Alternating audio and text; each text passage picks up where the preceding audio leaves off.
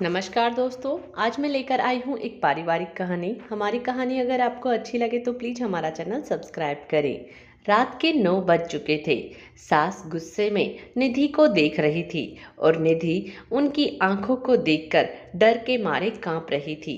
सास उसे देखकर पुकारती हुई बोली, तेरी हिम्मत कैसे हुई मेरे घर में यह सब करने की?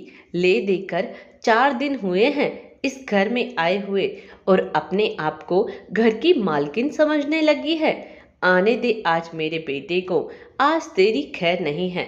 सास जितनी निर्दयी है, अपनी बेटी बेटे को भी उसी तरह निर्दयी बना रखा है। हर नई नवेली दुल्हन को अपने पति का इंतजार होता है, पर निधि उसे तो अपने पति राहुल का इंतजार बिल्कुल भी नहीं था, क्योंकि उसे तो उससे डर लगता था। मन ही मन मन्नत मांग रही थी कि आज पति घर ही ना आए, लेकिन जब तक पति घर नहीं आएगा तब तक सासू माँ उसे खाना भी नहीं देगी।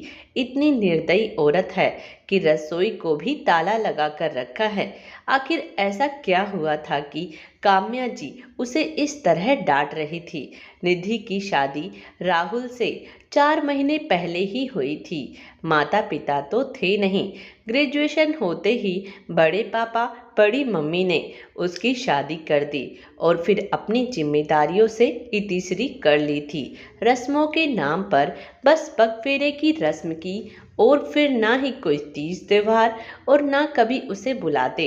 ससुराल में छोटा ही परिवार था। सासू माँ, ननद और पति। ननद की सगाई हो रखी थी। बस 2 महीने बाद ही शादी की तारीख फिक्स की गई थी। एक प्यारी और शांतिपूर्ण गृहस्थी का सपना सजोए निधि इस घर में आई थी। पर सपने तो सपने ही होते हैं, हमेशा सच थोड़ी ना होते हैं। शांतिपूर्ण गृहस्थी तो सपना ही बनकर रह गई। निधि जहां 21 साल की, वहीं राहुल पूरे 35 साल का। दोनों की उम्र में इतना बड़ा अंतर था। सास काम्या जी ने निधि के लिए बहुत सारे नियम कायदे कानून बना रखे थे। सुबह 4 बजे उठकर पूरे घर की साफ सफाई करना, उसके बाद नहा धोकर रसोई में जाना, हमेशा घूंघट रखना। घर पे ननद और सास के सामने भी निधि को घूंघट रखना होता। सबको खाना खिलाए बगैर खाना ना खाना, और भी ना जाने क्या क्या नियम बना रखे थे। निधि को उन नियमों को सख्ती से पालन करना होता था।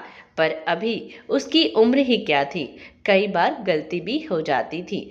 अगर किसी दिन कोई चूक हो जाती तो उसी दिन उसकी शामत आ जाती थी। उस पर हाथ उठाने से भी कोई गुरेज नहीं करता था। घर में यहाँ तक कि उसकी ननद रीना भी भाभी पर हाथ उठा देती थी। शादी के कुछ दिन बाद रात 8 बजे तक राहुल घर नहीं आया था।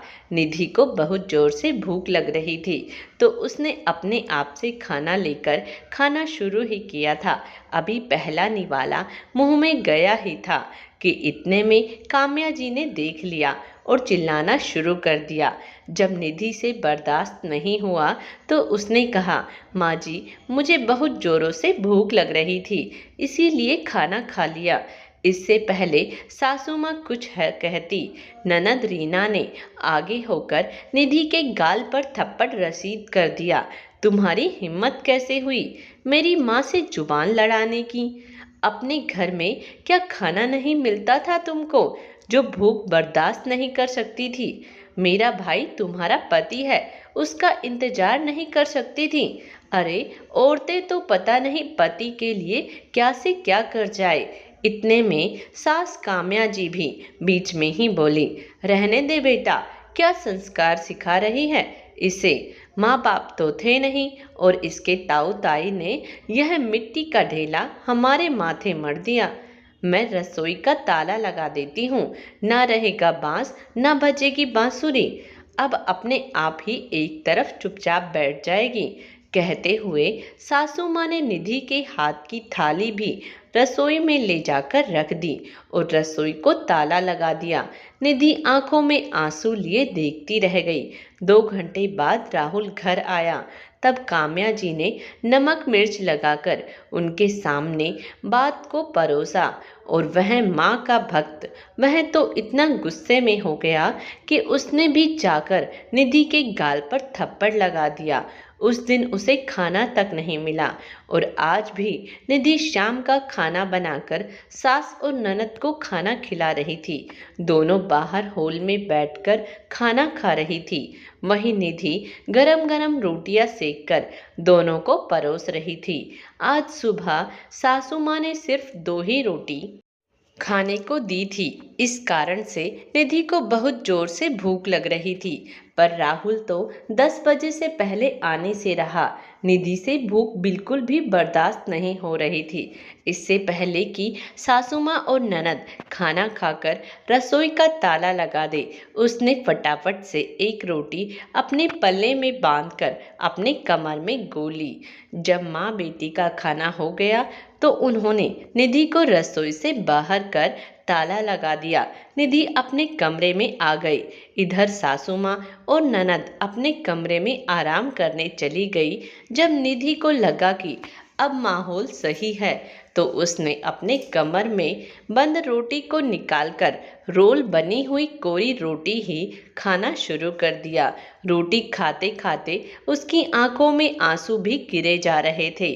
स्वाभिमान इस चीज की गवाही नहीं दे रहा था, पर क्या करे वह भी समझ में नहीं आ रहा था। उसी समय सासू माँ किसी काम से उस तरफ आई। उन्होंने निधि को रोटी खाते देख लिया। बस फिर क्या था, हंगामा शुरू हो गया और निधि अब यही इंतजार कर रही थी कि राहुल घर ही ना आए। अब पता नहीं आज वह क्या करेगा। उस दिन इस सब के सामने रोटी लेकर खाई थी तो थप्पड़ मार दिया, पर आज तो रोटी की चोरी की थी। थोड़ी देर बाद राहुल घर आया तो निधि का दिल जोरों से धड़क रहा था, माथे पर पसीना आ रहा था। अचानक निधि की जोरदार आवाज आई, निधि बाहर आओ। निधि बाहर आई तो सासू माँ अभी भी मेरी तरफ घूर रही थी। ननद कुटिल मुस्कान के साथ उसकी तरफ देख रही थी और राहुल उसकी आंखें तो गुस्से से लाल हो रखी थी। जैसे ही उसने निधि को अपने सामने देखा, उसने उसके बालों को पकड़कर खींचा और धक्का देकर नीचे गिरा दिया। निधि की बहुत जोर से चीख निकल गई, तेरी हिम्मत की अपने ही घर में चोरी करती है, रुक तुझे मैं बताता हूँ। कहते कहते राहुल ने निधि को उठाया ही था कि निधि ने धक्का मारकर दौड़ती हुई घर से बाहर निकल गई। अरे पकड़ इसे, बाहर कहाँ जा रही है?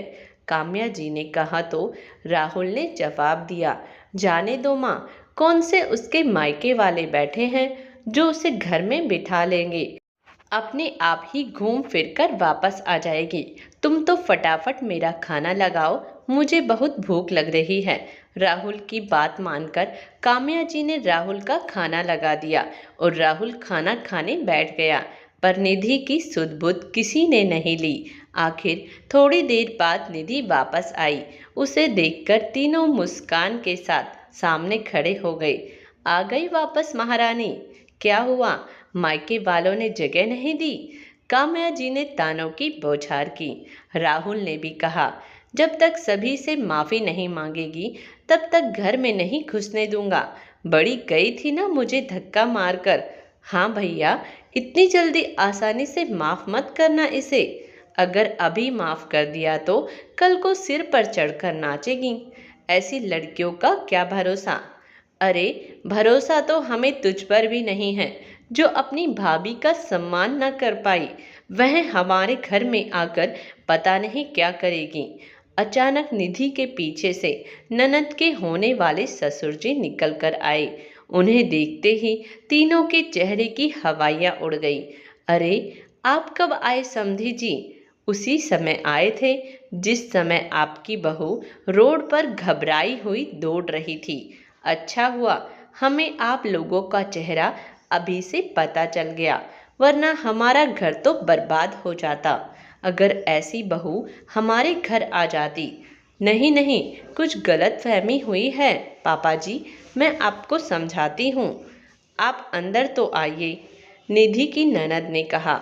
उसके होने वाले ससुर जी ने कहा, कौन से पापा जी, कैसे पापा जी? माफ़ करो, हम तो तुमसे कोई रिश्ता नहीं जोड़ना चाहते, और जो समझाना है ना, वह जो पुलिस वाले खड़े बाहर उनको समझाओ। अचानक पीछे से पुलिस वाला निकल कर आए।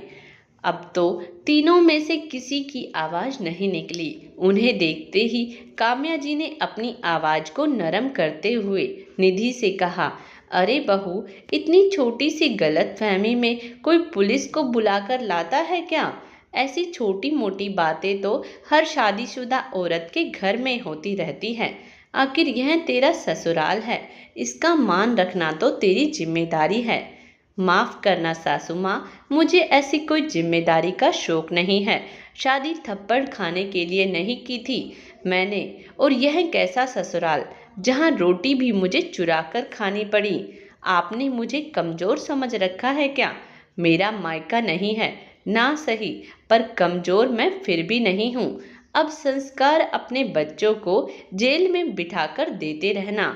आखिरकार पुलिस तीनों को पकड़कर अपने साथ ले गई। निधि की ननद के ससुराल वालों ने रिश्ता करने से मना कर दिया और निधि को एक स्वयं सेवा संस्थान से जुड़कर आगे बढ़ने का मौका मिला, जहां वह संस्था से जुड़कर घरेलू औरतों को घरेलू हिंसा न सहने के लिए जागरूक करती है। कुछ समय बाद में सभी जेल से छूट गए। सभी ने निधि से बहुत माफ़ी मांगी। राहुल और काम्या जी को अपनी गलती का एहसास हो गया था कि हमने बहुत गलत किया निधि के साथ, और अब मेरे बच्चों से कौन शादी करेगा।